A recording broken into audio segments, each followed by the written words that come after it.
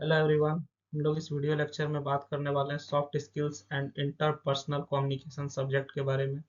इस सब्जेक्ट का हम लोग प्रीवियस ईयर क्वेश्चन देख रहे हैं। ठीक है, 2024 का पेपर है। कुछ क्वेश्चंस हमने अदर वीडियो में कराया, कुछ क्वेश्चन हम लोग इस वीडियो में डिस्कस करेंगे। समझ गए? तो हम लोग यहाँ से जो क्वेश्चन समझते हैं, क्वेश्चन क्या क्या रहा है। What do you know about interpersonal skill? Interpersonal skill के बारे में आप क्या जानते हैं? Analyse and discuss in detail with proper situations you faced in life. आप अपने लाइफ में किस तरह का सिचुएशन फेस कर रहे हैं, इंटरपर्सनल स्किल के बारे में एनालाइज कीजिए, उसको डिस्कस कीजिए। यहाँ पे बात समझ में आ रही है? तो आइए हम लोग सबसे पहले समझते हैं कि इंटरपर्सनल स्किल होता क्या है। तो इंटरपर्सनल स्किल एक तरह का एबिलिटी है ताकि आप किसी से कम्युनिकेट कर सकें, इंटरेक्ट कर सकें, काम को आसानी से करवा सकें दूसरे के साथ। मतलब एक तरीके का जो है ना, आप इंसान को कैसे घुमा सकते हैं, उससे कैसे काम निकलवा सकते हैं, उससे कैसे बढ़िया से बात करके अच्छा फील करवा सकते हैं। ये सब इंटरपर्सनल स्किल के अंदर आता है। आपका बात करने का तरीका क्या है, आपका लोगों से मिलने का तरीका क्या है। ठीक है, तो ये सारा चीज किसके अंदर आता है? इंटरपर्सनल स्किल के अंदर आता है। These skills help in building strong relationship in personal and professional life। Personal और प्रोफेशनल लाइफ में ये जो है कि स्ट्रॉन्ग रिलेशनशिप बिल्ड करने में हेल्प करता है। बात समझ में आ गई? तो चलिए यहाँ से हम लोग जो है आगे बढ़ते हैं और इसको और थोड़ा डिटेल में समझते हैं। इंटरपर्सनल स्किल क्या, आप बात समझ गए ना? ठीक है, तो की इंटरपर्सनल स्किल्स कौन कौन सा है सर? सबसे पहला हमारा जो है कम्युनिकेशन स्किल का अगर बात किया जाए, ability to express ideas clearly and listen actively. Communication skill में अगर बात किया जाए तो आपके पास जो है ऐसा क्षमता होना चाहिए कि आप जो बोल रहे हैं एकदम क्लियर लोगों को समझ में आ जाए, और दूसरे का बात को आप अच्छे से सुनते हैं। पहली बात। दूसरा बात क्या? इम्पैथी आता है। Understanding others feeling and perspective. दूसरे का फीलिंग और पर्सपेक्टिव समझने का कोशिश कीजिए कि सामने वाला क्या चाहता है। अपना बात थोपने से कोई फायदा नहीं होता है। बात समझ में आ रही? जब तक आप दूसरे को समझिएगा नहीं, आप आगे बढ़ नहीं सकते हैं। टीम वर्क का बात किया जाए, वर्किंग कोऑपरेटिवली इन ए ग्रुप। किसी भी ग्रुप में आप जो है कोऑपरेट के साथ वर्क कीजिए। ठीक है, आपका जो है टीम वर्क बहुत अच्छा रहेगा। एक दूसरे के साथ कोऑपरेट करके चलिए, काम अच्छा होगा। ठीक है, तो सबसे पहला आपको क्या इंटरपर्सनल स्किल बताया? कम्युनिकेशन स्किल, कि आपको जो है अपना बात खुल के रखना है। ठीक है, ताकि लोगों को समझ में आ सके, दूसरे को बात को आसानी से और अच्छे से सुनना भी है। इम्पैथी में आपको क्या बताया कि दूसरे का फीलिंग जो है आपको समझने की कोशिश करना है कि वो क्या चाहता है, उसका क्या नजरिया क्या है। टीम वर्क में आपको ध्यान रखना है कि आप जो है कोऑपरेटिवली किसी के साथ कैसे काम कर रहे हैं। बात समझ में आ रही है? ठीक है, कि आप उसके साथ कैसे मिलजुल के काम करते हैं कि नहीं करते हैं, ये सारा चीज आपको ध्यान रखना पड़ेगा। उसके बाद conflict resolution, managing disagreements peacefully. मतलब दो लोग आपस में सहमत नहीं है, ठीक है, तो उसको शांति ढंग से जो है आप उसको कैसे मैनेज कर पा रहे हैं, इस चीज का आपको ध्यान रखना है। बात समझ में आ रही है? ठीक है, इमोशनल इंटेलिजेंस, ये बहुत इंपॉर्टेंट चीज है। Emotional intelligence, controlling emotions and understanding others emotion. मतलब आप अपने आप पे काबू रखिए और दूसरे को समझने का कोशिश कीजिए। ये क्या है? इमोशनल इंटेलिजेंस है। बात समझ में आ गई? चलिए, उसके बाद लीडरशिप आता है, गाइडिंग एंड मोटिवेटिंग अदर्स। बात समझ में आ रही है? दूसरे को गाइड कीजिए, मोटिवेट कीजिए, ये सब किसके अंदर आता है? लीडरशिप के अंदर आता है। समझ गया ना? तो इस तरीके से हमारा कुछ इंपॉर्टेंट इंटरपर्सनल स्किल है। जब आप लोगों से कैसे पेश आते हैं, इसके लिए आपको क्या करना है? सबसे पहले अपना बात खुल के अच्छे से रखिए, दूसरे का कुछ अच्छे से सुनिए। ठीक है, दूसरे का फीलिंग्स को समझिए। ठीक ना? उसके बाद मिलजुल के काम कीजिए। बात समझ में आ रही है? अगर कोई आपस में मतभेद हो रहा है तो उसको बढ़िया से शांति ढंग से मैनेज करने की कोशिश कीजिए। अपना इमोशन को कंट्रोल में रखिए और दूसरे के इमोशन को वरीयता दीजिए। गाइडिंग एंड मोटिवेटिंग अदर्स, दूसरे को गाइड और मोटिवेट कीजिए। इंटरपर्सनल स्किल्स और भी जो जो इम्पोर्टेंट है, वो हम लोग यहाँ पे भी देखेंगे कौन कौन सा और इम्पोर्टेंट इंटरपर्सनल स्किल है। ठीक है, तो हमारा इंटरपर्सनल स्किल से जो इम्पोर्टेंस, इसके क्या फायदा होता है? तो टीम वर्क अच्छा होता है, वर्क प्लेस हार्मोनी इंप्रूव होता है, प्रोडक्टिविटी बढ़ता है। तो ये सारा चीज जो है फायदा हमको इंटरपर्सनल स्किल से देखने को मिलता है। ठीक है, इसके साथ साथ स्ट्रॉन्ग प्रोफेशनल नेटवर्क भी बढ़ता है, कैरियर में ग्रोथ होता है। बात समझ में आ गई? चलिए, तो इंटरपर्सनल स्किल क्या है कि आप दूसरे लोगों के साथ कैसे बिहेव करते हैं, उनसे कैसे पेश आते हैं, वो लोग आपको अच्छा कैसे मानेंगे। ठीक है, ये सब हमारा इंटरपर्सनल स्किल के अंदर आता है। चलिए, अब यहाँ से आपको कहा गया कि आपको सिचुएशन के साथ इस बात को समझाना है। तो सबसे पहला सिचुएशन हम लोग समझते हैं। पहला सिचुएशन में क्या है कि ग्रुप प्रोजेक्ट कॉन्फ्लिक्ट, मतलब आप जो है ग्रुप में प्रोजेक्ट कर रहे थे, फाइनल ईयर में ग्रुप में प्रोजेक्ट करना होता है ना, तो आप ग्रुप में प्रोजेक्ट कर रहे थे और वहां पे कॉन्फ्लिक्ट हो गया, मतलब आपस में मतभेद हो गया। ठीक है। ड्यूरिंग ए सेमेस्टर प्रोजेक्ट, जब हम लोग सेमेस्टर का प्रोजेक्ट कर रहे थे, तो दो टीम मेंबर्स जो है डिसएग्रीड अबाउट डिजाइन डिसीजंस। ठीक है। जब हम लोग सेमेस्टर का प्रोजेक्ट कर रहे थे तो टीम का दो आदमी जो है हमारा जो डिजाइन था उसका डिसीजन लेके डिसएग्री कर गया। Instead of ignoring the issue, issue को इग्नोर करने के बजाय हमने क्या किया, दोनों का पक्ष को अच्छे से सुना। ठीक है। ओपन डिस्कशन किया, मतलब वो उसके बात को खुल के हमने सुना समझा, सामने सबका रखा। ठीक है। और उसके बाद दोनों का आइडिया को कंबाइन किए, जो दोनों कह रहा था दोनों का आइडिया को सुने समझे। सबसे ज्यादा जरूरी किसी को सुनना, सुने समझे। उसके बाद लास्ट में जब हमने रिजल्ट दिया तो हमको पता चला कि जो आपस में कॉन्फ्लिक्ट था वो रिजॉल्व हो चुका है। बात समझ में आ रही है? आपस में जो मतभेद था वो मतभेद खत्म हो गया, हमारा प्रोजेक्ट अच्छे से बन गया। अब दो लोग आपस में लड़ रहे थे डिजाइन को लेके, अब दोनों से हम लोग पूछ लिए, उसके बाद सारा आइडिया कंबाइन करके कंक्लूजन पे आ गए। फिर सबका बात चल रहा है, सब खुश है। बात समझ में आ रही है? चलिए, तो यहाँ पे कौन सा स्किल इस्तेमाल किया गया, हमने कम्युनिकेशन अपना अच्छा रखा, इम्पैथी का बात हुआ और कॉन्फ्लिक्ट रिजोल्यूशन का हमने यहाँ पे बात किया। Situation to organising an event, एक इवेंट को ऑर्गेनाइज करने में। दूसरा सिचुएशन में हम लोग इंटरपर्सनल स्किल कहाँ पे लगाए, एक इवेंट को ऑर्गेनाइज करने में। while organizing a college technical event, coordination among volunteers was difficult. College में एक टेक्निकल इवेंट हो रहा था और वॉलेंटियर्स के बीच में कोऑर्डिनेट नहीं हो पा रहा था। हमने क्या किया, रेस्पॉन्सिबिलिटी को डिवाइड करना शुरू किया क्लियरली। ठीक है। Motivated the team and maintain regular communication. The event was conducted smoothly. बात समझ में आ रही है? जैसे कि मान के क्या चलो कि हमारा जो कोई फंक्शन हो रहा था, आपस में कोई कोऑर्डिनेशन नहीं था, हमने सबको इकट्ठा किया। ठीक है। आपस में कोऑर्डिनेशन बताया कि तुम इसको रिपोर्ट करोगे, तुम इसके अंडर में काम करोगे, तुम इसके साथ काम करोगे। इस तरीके से हमारा क्या हुआ कि इवेंट बहुत अच्छे से हो गया। तो यहाँ पे हमने कौन कौन सा स्किल इस्तेमाल किया सर? तो हमने जो है यहाँ पे लीडरशिप दिखाया, टीम वर्क दिखाया और टाइम मैनेजमेंट दिखाया। बात समझ में आ रही है? चलिए, तीसरा सिचुएशन हम लोग लेते हैं। तीसरा सिचुएशन में क्या हुआ, हैंडलिंग क्रिटिसिज्म, किसी ने बुराई किया उसको कैसे हैंडल किया। ड्यूरिंग इंटर्नशिप, जब हम इंटर्नशिप कर रहे थे तो मेरा सुपरवाइजर जो है मेरा मिस्टेक को पॉइंट आउट कर दिया मेरे रिपोर्ट में। ठीक है, भैया इस लड़के को ये काम करना ठीक ढंग से नहीं आता है, या इसका यहाँ यहाँ प्रॉब्लम होता है, तो उसने हमको लिख के रिपोर्ट कर दिया। अब उससे हमको जो है बुरा नहीं लगा, अगर किसी ने हमारा जो है खामी बताया तो उससे हमको बुरा नहीं लग रहा है। ठीक है। हमने उस फीडबैक को पॉजिटिवली लिया। ठीक है। और अपना जो भी गलती था उसमें सुधार करने की कोशिश किया गया। इससे हमारा क्या हुआ, this improve my performance and confidence, ये हमारा जो परफॉर्मेंस और कॉन्फिडेंस जो है इम्प्रूव कर दिया। बात समझ में आ गई? तो ये हमारा क्या हो गया सर, क्रिटिसिज्म हैंडल करने का तरीका हो। किसी ने हमारा बुराई किया, किसी ने हमको कुछ बोल दिया, तो हम उसको क्या किया, पॉजिटिव वे में लिए और अपने आप में और ज्यादा सुधार करने का काम किए। ठीक है। तो यहाँ पे हमारा क्या स्किल काम आया सर, इमोशनल इंटेलिजेंस, एडेप्टेबिलिटी। बात समझ में आ रही है? एडेप्टेबिलिटी मतलब सिचुएशन के अनुसार हम ढल गए।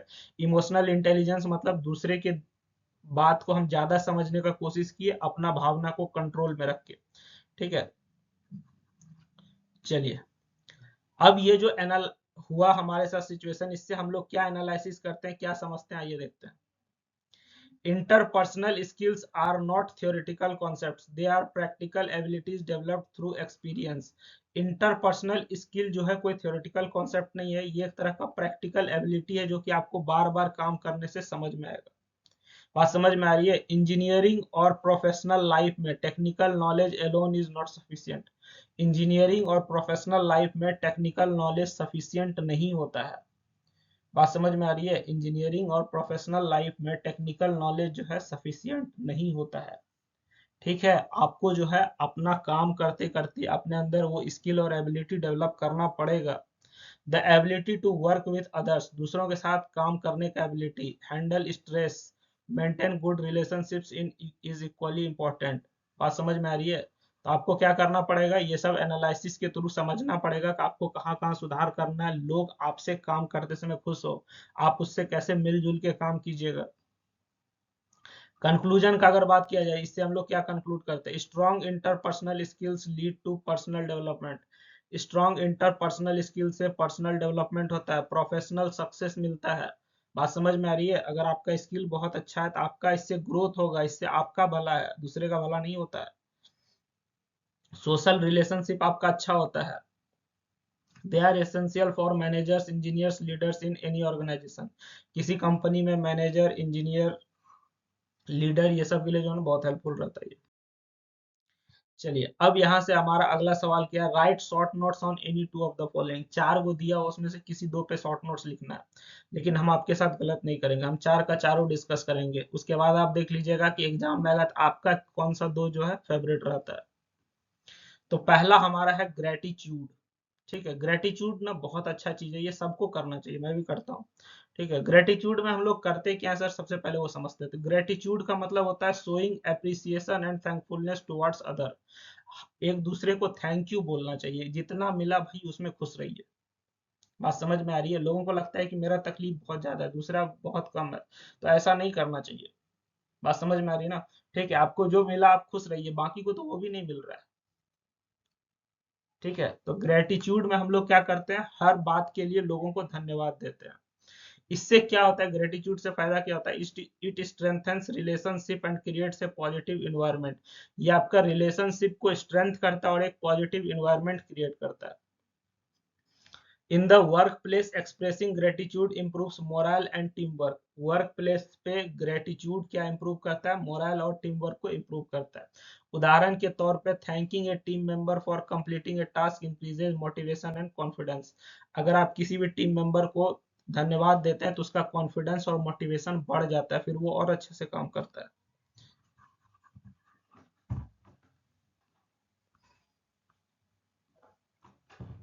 तो फिर हम लोग यहाँ से क्या करेंगे कि हमको एक बात तो समझ में आ गया, ग्रेटिट्यूड से हमको क्या है, दूसरे को धन्यवाद करना। अब इस धन्यवाद को बोलने से, बार बार थैंक यू बोलने से क्या होता है कि सामने वाला आपसे ज्यादा खुश हो जाता है। अगर आपका किसी के साथ बिहेवियर बहुत अच्छा है तो लोग आपके लिए दिल से दुआ देंगे, आपको बहुत हेल्प करेंगे। लेकिन अगर आपका बिहेवियर खराब है, आप कुछ भी कर लीजिए, लोग आपको अच्छा नहीं मानेंगे, आपके लिए बुरा ही करेंगे हमेशा। इसलिए क्या करना चाहिए, ग्रेटिट्यूड प्रैक्टिस करना चाहिए, एक दूसरे को धन्यवाद दीजिए। बेनिफिट क्या क्या पहले इसका हम लोग समझ जाते हैं सर। पहला क्या, इंप्रूव्स मेंटल वेलबींग। ये आपका जो है दिमागी हालत इंप्रूव करता है। दूसरा क्या, स्ट्रॉन्ग रिलेशनशिप बिल्ड करता है।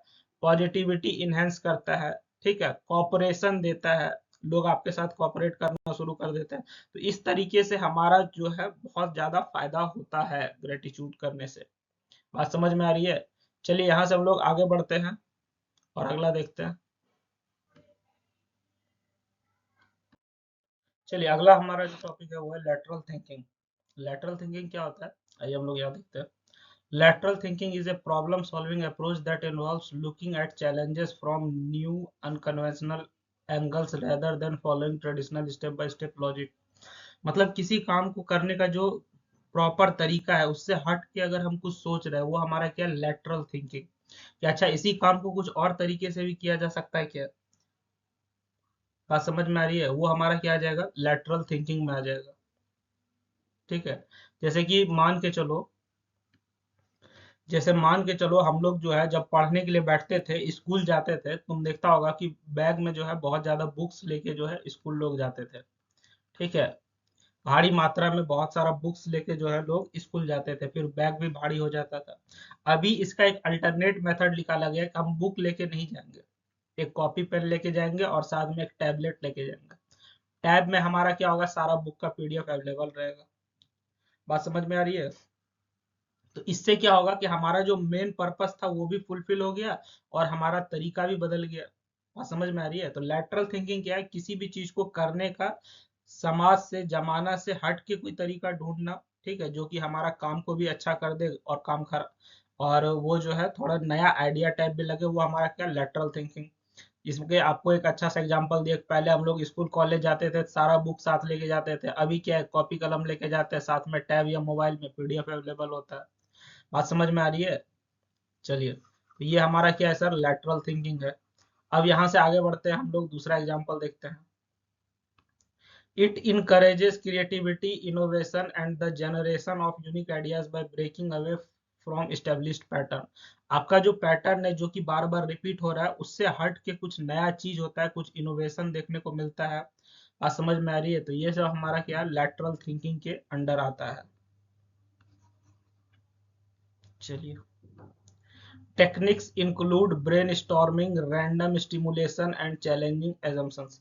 ये सब जो लैटरल थिंकिंग का टेक्निक है इसमें हमारा ब्रेनस्टॉर्मिंग, रैंडम सिमुलेशन या चैलेंजिंग एजम्पशंस वगैरह इसमें आते रहता है हमारा। बात समझ में आ गया? ठीक है। तो लेटरल थिंकिंग में हम लोग जो है दिमाग पे जोर डालते हैं, कुछ नया यहाँ से देने का कोशिश करते हैं। It is specially useful for overcoming mental blocks and finding fresh solutions in communication, business and everyday life. ठीक है, ये स्पेशली यूजफुल है किसके लिए? फॉर ओवरकमिंग मेंटल ब्लॉक्स को ओवरकम करने के लिए और फ्रेश सॉल्यूशंस को निकालने के लिए कम्युनिकेशन, बिजनेस और एवरीडे लाइफ में।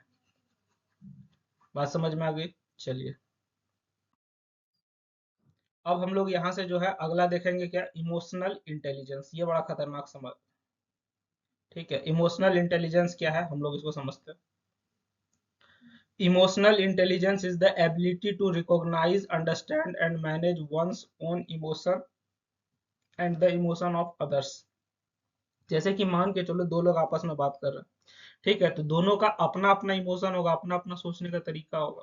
ठीक है, आपस में टकराव नहीं हो, दोनों का इमोशंस चले। ठीक है, उसको मैनेज करने का जो तरीका है वो क्या है, इमोशनल इंटेलिजेंस। इसमें हम लोग मेनली क्या करते हैं, दूसरे के इमोशंस को समझने का कोशिश करते हैं। ठीक है, दूसरे का जो इमोशंस है उसको हम लोग क्या करते हैं, समझने का कोशिश करते हैं कि भाई वो कहना क्या चाह रहा है। अगर आप दूसरे को समझ लिए, सामने वाले को समझ लिए, तो आपका प्रॉब्लम ऐसे ही सॉल्व हो जाता है। लेकिन जो लोग दूसरे के इमोशन को नहीं समझ पाते उनको तकलीफ ज्यादा होता है। बात समझ में आ रही है? इमोशनल इंटेलिजेंस में हम लोग क्या करते हैं, अपना इमोशंस तो समझ ही रहे हैं, इसके साथ साथ दूसरे का फीलिंग भी समझने का काम कीजिए। बात समझ में आ रही है? चलिए, कंपोनेंट्स का अगर बात किया जाए, ठीक है, तो इसमें हमारा क्या आ जाता है, सेल्फ अवेयरनेस आ जाता है, सेल्फ रेगुलेशन आ जाता है, मोटिवेशन आ जाता है, इम्पैथी आ जाता है, सोशल स्किल आ जाता है। ठीक है, इमोशनल इंटेलिजेंस में क्या क्या कंपोनेंट आता है, सेल्फ अवेयरनेस आ जाता है, सेल्फ रेगुलेशन आ जाता है, मोटिवेशन आ जाता है, इम्पैथी आ जाता है और सोशल स्किल्स आ जाता है। तो ये सारा चीज हमारा किसके अंडर आता है, इमोशनल इंटेलिजेंस का कंपोनेंट में आ जाता है। इसका इंपॉर्टेंस का अगर बात किया जाए, इमोशनल इंटेलिजेंस का क्या क्या इंपॉर्टेंस है उस पर अगर हम लोग बात करेंगे, तो सबसे पहला ये हमारा जो कॉन्फ्लिक्ट रिजोल्यूशन में हेल्प करता है। ठीक है, इमोशनल इंटेलिजेंस में हम दूसरे का मन को समझ रहे हैं, उसका फीलिंग समझ रहे हैं, तो आपस में टकराव होगा ही नहीं होगा। आपस में टकराव कब होता है, वो कुछ और चाह रहा है, आप कुछ और चाह रहा है, दोनों का फीलिंग्स मैच नहीं हो रहा है, तब जाकर आपस में टकराव होता है। Improves leadership quality, leadership quality improve करता है, टीम वर्क हमारा अच्छा होता है। ठीक है, स्ट्रेस जो है रिड्यूस होता है। ठीक ना, तो ये सारा चीज हमारा जो है यहाँ देखने को मिलता है। ये हमारा इंपॉर्टेंस है किस चीज का, इमोशनल इंटेलिजेंस का, ये सब इंपॉर्टेंस है। अब यहाँ से आपको एक अच्छा बात बता रहे हैं, क्या अच्छा बात है, emotional intelligence is essential for professional success. अगर आप प्रोफेशनल लाइफ में सक्सेस चाहते हैं तो इमोशनल इंटेलिजेंस इसके लिए बहुत जरूरी है, क्योंकि ये हमारा जो है कम्युनिकेशन इंप्रूव करता है और इंटरपर्सनल रिलेशनशिप को इंप्रूव करने का काम करता है। बात समझ में आ गई? चलिए, barriers of effective communication, effective communication का क्या क्या बैरियर है ये हम लोग समझते हैं। ठीक है, इफेक्टिव कम्युनिकेशन कहने का मतलब क्या, कम्युनिकेशन मतलब क्या हुआ, अपने मन के बात को, अपने आइडियाज, थॉट जो भी है उसको दूसरे तक पहुंचाना कम्युनिकेशन कहलाता है। इफेक्टिव मतलब अगर हम दूसरे तक अपना मन का बात को अच्छे से पहुंचा पाए, ठीक है, वो हमारा क्या होगा, इफेक्टिव कम्युनिकेशन होगा। और बैरियर कहते हैं जो कि बाधा उत्पन्न करता है।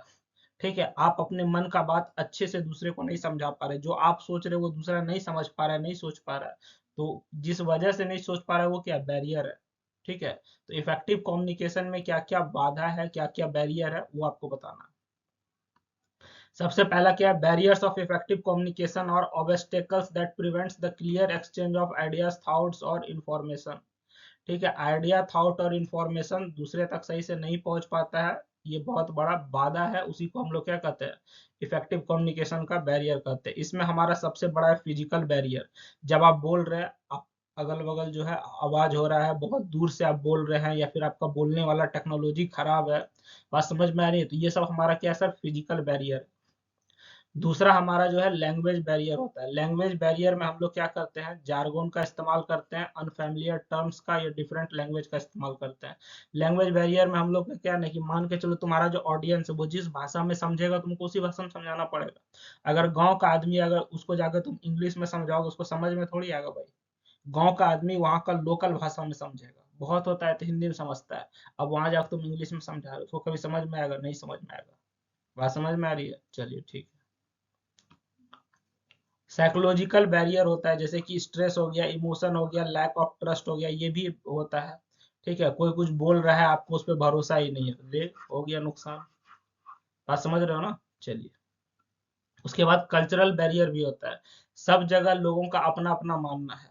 बात समझ में आ रही है, कहीं पे जो है मीट लोग नहीं खाना पसंद करते हैं, और कहीं पे मीट अंडा ये सब प्रसाद के रूप में भी चढ़ता है। तो ये क्या अलग अलग जगह का कल्चरल है, वहाँ का बैरियर है। वो आपको प्रसाद के रूप में देना है, आप गुस्सा आ गए भैया हम नॉनवेज नहीं खाते, तो उनको नॉनवेज खिला दिए। बात समझ रहे हो ना, तो ये सब चीज होता है। उसके बाद ऑर्गेनाइजेशनल बैरियर भी होता है। ऑर्गेनाइजेशनल बैरियर में हमारा क्या होता है, मान के चलो कौन हमको ऑर्डर दिया, हम मेरे ही लेवल का आदमी है वो हमको ऑर्डर दे रहा है, ये ऐसा कैसे हो जाएगा। जैसे एक ऑर्गेनाइजेशन में हमारा जो है लोगों का पोस्ट बड़ा होता है।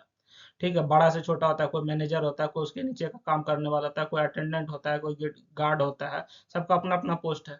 ठीक है, एक गार्ड अगर दूसरे को ऑर्डर दे देगा तो फिर गार्ड आपस में टकरा नहीं जाएगा, कहेगा भैया जब तुम भी उसी पोस्ट पे हम भी उसी पोस्ट पे हैं, तुम हमको आके ऑर्डर कैसे दे सकते हो। तो ये सब चीज भी होता है। चलिए, तो आपका जो भी कम्युनिकेशन के समय जो भी बैरियर आता है उसको खत्म करने के लिए आपको क्या करना चाहिए, एक्टिव लिसनिंग करना चाहिए, मैसेज क्लियरली बोलिए। ठीक है, दूसरे को समझिए, फीडबैक को समझिए कि क्या कह रहा है नहीं कह रहा है। इससे आपका क्या होगा कि आपका जो है इम्प्रूवमेंट आप के अंदर देखने को मिलेगा और कम्युनिकेशन बहुत अच्छा होगा। ठीक है, तो हमारा जो है ये लेक्चर यहीं पे एंड होता है। मैं उम्मीद करता हूँ आपको वीडियो समझ में आया होगा। कोई डाउट होगा तो हमसे कमेंट में पूछ लीजिएगा। Thank you everyone, good luck for your exam. मैं उम्मीद करता हूँ आपका एग्जाम बहुत अच्छा जाए, आप ज़्यादा से ज़्यादा मार्क्स स्कोर कीजिए। आप बाकी का वीडियो ज़रूर देखिएगा।